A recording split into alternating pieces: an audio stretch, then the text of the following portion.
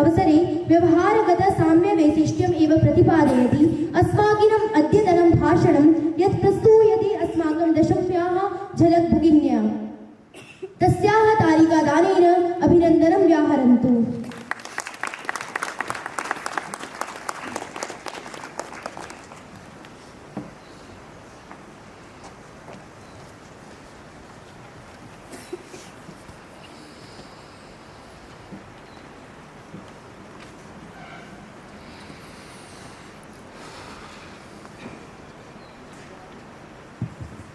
नमो नमः। भारत माँ के इस पवित्र प्रांगण में उपस्थित परम पूज्य प्राचार्य जी, उप प्राचार्य जी, वंदनीय हनुमान गुरु जी, सभी शिक्षकगण, कर्मचारी भाई वृंद और सभी बहनों को गणतंत्र दिवस की हार्दिक शुभकामनाएं। मैं झलक आत्मनिर्भर भारत और डिजिटल भारत के इस विषय पर अपने विचारों के साथ उपस्थित हूँ। आत्मनिर्भर भारत और डिजिटल भारत आधुनिक भारत के दो ऐसे स्तंभ हैं जो देश को प्रगति और स्वावलंबन के नए युग में ले जा रहे हैं। आत्मनिर्भर भारत का संकल्प केवल विदेशी आयात को कम करने के सीमित नहीं है, बल्कि यह भारतीय प्रतिभा, संसाधनों और नव विचारों को वैश्विक स्तर पर स्थापित करने का एक महाअभियान है। इसका मुख्य उद्देश्य भारत को दुनिया का एक प्रमुख विनिर्माण केंद्र बनाना है, जहां वोकल फॉर लोकल के मंत्र के साथ स्थानीय उद्योगों को सशक्त किया जा रहा है। वहीं दूसरी ओर डिजिटल भारत इस आत्मनिर्भरता के सपने को गति देने वाला सबसे बड़ा इंजन साबित हुआ है। गांव और शहरों तक इंटरनेट की पहुंच ने शासन और सुविधाओं को नागरिकों के द्वार तक पहुंचा दिया है। यूपीआई के माध्यम से डिजिटल भुगतान की क्रांति हो या प्रत्यक्ष लाभ हस्तांतरण के जरिए भ्रष्टाचार पर लगाम, डिजिटल इंडिया ने पारदर्शिता और दक्षता का नया मानक स्थापित किया है। जब आत्मनिर्भरता और डिजिटल तकनीक का संगम होता है तो भारत को डेटा सुरक्षा, स्वदेशी सॉफ्टवेयर विकास और सेमीकंडक्टर जैसे क्षेत्रों में मजबूती मिलती है। यह तालमेल न केवल अर्थव्यवस्था को $5 ट्रिलियन की ओर ले जा रहा है, बल्कि यह भारतीय को डिजिटल रूप से साक्षर और आर्थिक रूप से स्वतंत्र बनाने का एक मार्ग प्रशस्त कर रहा है। अंततः ये दोनों पहल मिलकर एक नए भारत का विनिर्माण कर रही है, जो आत्मविश्वास से भरा हुआ है और वैश्विक पटल पर नेतृत्व कर रहा है। धन्यवाद। जय हिंद, जय भारत।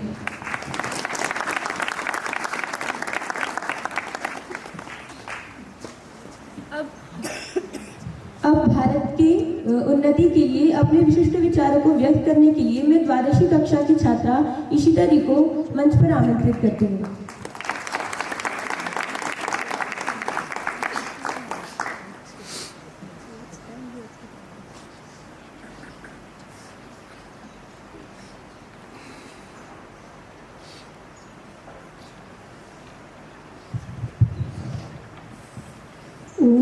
सर्वेभ्यो नमो नमः।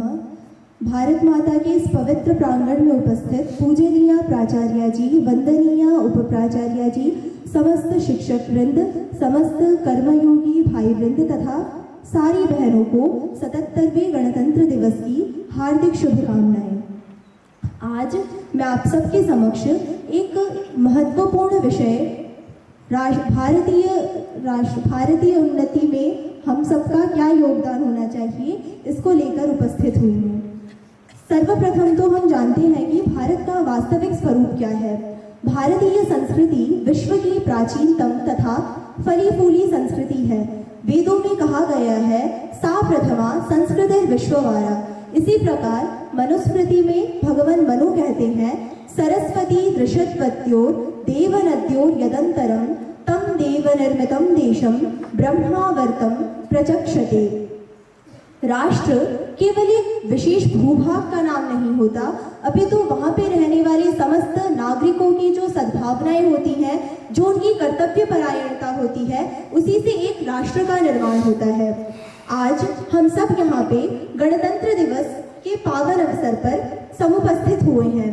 ये गणतंत्र दिवस केवल हमें ये याद नहीं दिलाता कि आज ही के दिन भारत में संविधान लागू हुआ था, अपितु ये हमारे भारत की चुनौतियों तथा उपलब्धियों पर हमें चिंतन करने के लिए एक सुअवसर प्रदान करता है।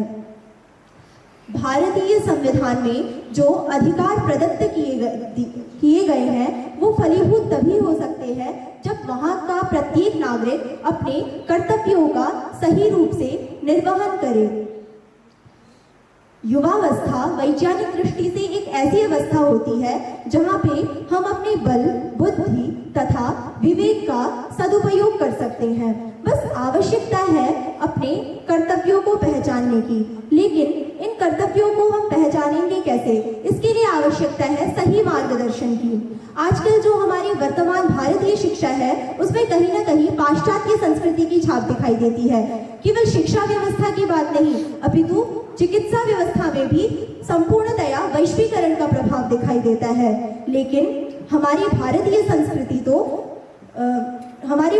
संस्कृति में तो शिक्षा विद्यार्थी के अंदर व्यक्तित्व, नेतृत्व तथा वक्तृत्व जैसी भावनाओं को गढ़ती है। वो केवल एक विद्यार्थी को रोजगार तक ही सीमित नहीं रखती है, अपितु निश्रेयस मूलक अभ्युदय तथा परमार्थ मूलक पुरुषार्थ की बात करती है।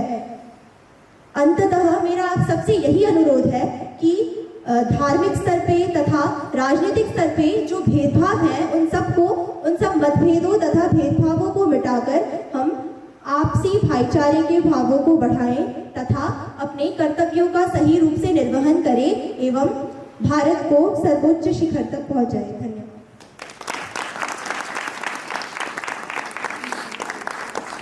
साधु भक्ति शक्ति इत्यादिभिः भावपरिपूर्णैः विचारैः वयम् अत्यानन्दिताः। अधुना गुरुकुले अधीयानानां बालिकानां सर्वाङ्गीणोन्नत्यै अहर्निशं दत्तचित्तां गुरुकुलस्य प्राणस्वरूपां प्राचार्यपदम् अलङ्कुर्वन्तीं पूज्यां प्राचार्यचरणान् अत्र आह्वयामि। ताः आगत्य भारती समुपासकान् देशप्रेम्णः युगान् अस्मान् स्वभावनया पेप्रियेत।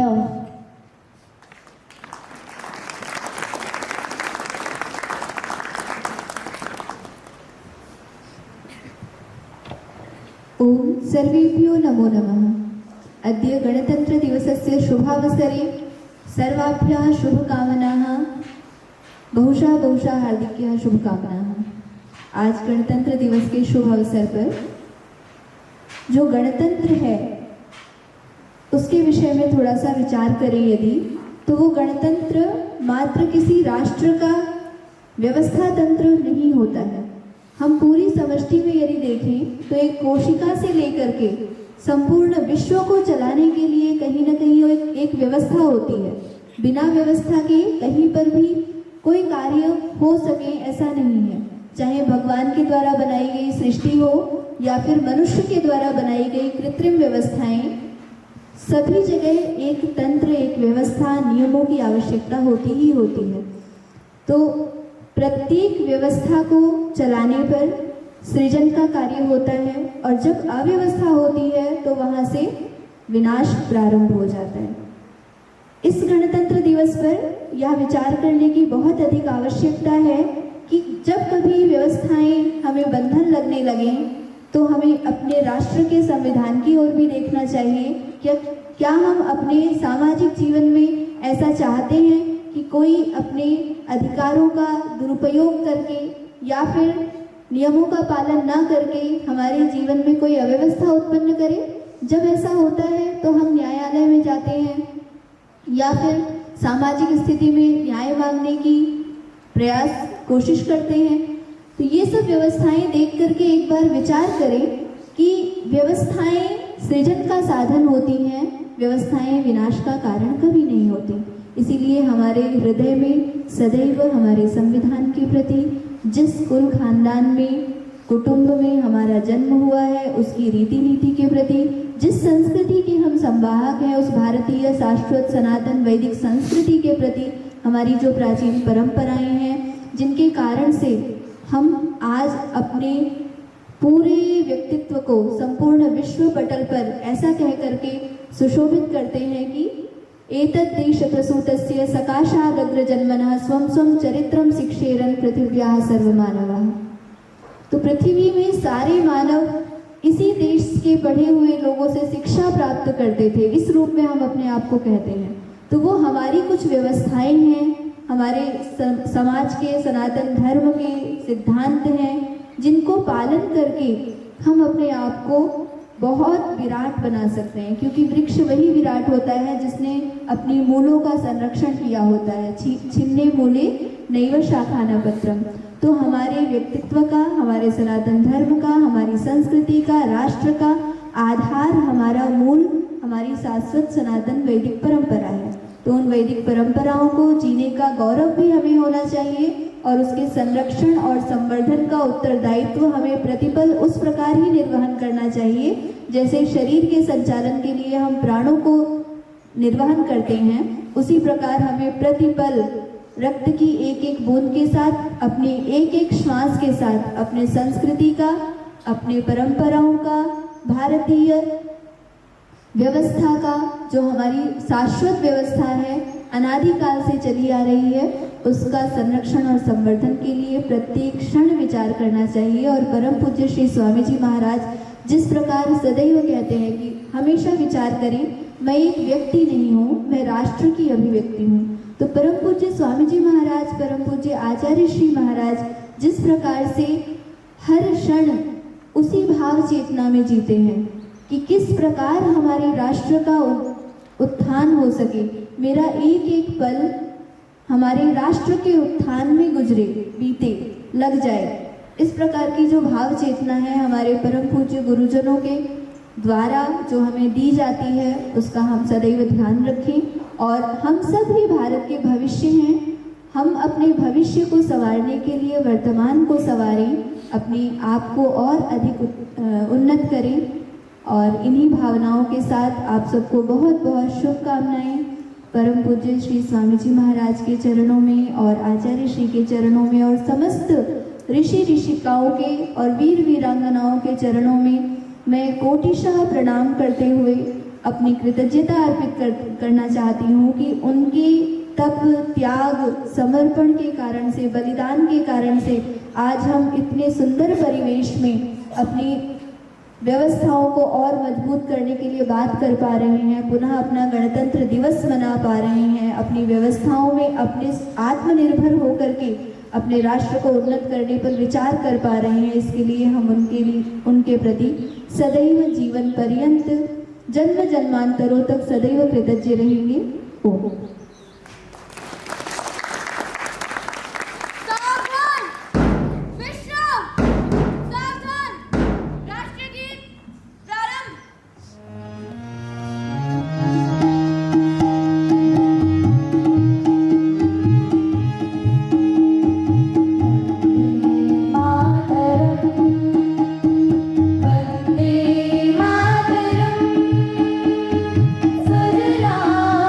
Thank you.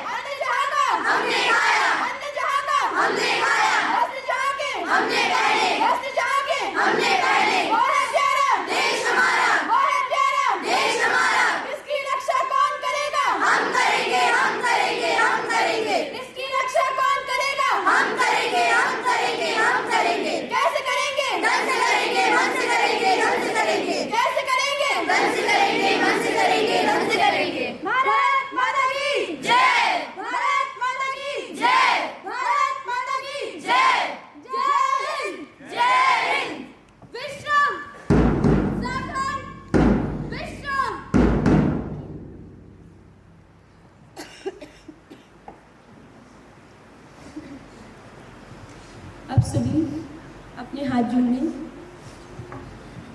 शांति पाठ। अथ शांति पाठ।